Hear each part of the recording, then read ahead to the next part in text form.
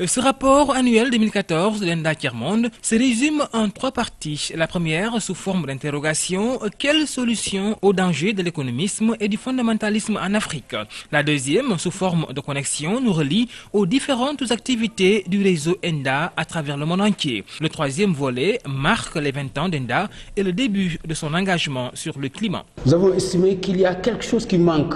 C'est la place du citoyen. Et donc nous avons également exposé l'initiative du défi climatique et citoyen que nous avons prise, qui nous amène à travailler avec différents acteurs pour que la question de des décisions qui vont affecter tous notre vie, nous soyons tous partie prenante dans le sens de responsabilité. Donc, la gouvernance mondiale sur le climat sera au cœur de la COP 21 de Paris, un moment fort pour le destin des pays du Sud. Pour ce faire, la société civile doit bien jouer son rôle. Nous allons contribuer à améliorer, enrichir ces politiques-là et porter la voix des pays du Sud, surtout, parce qu'ils sont surtout victimes des changements climatiques sans être parmi les acteurs qui sont les plus responsables.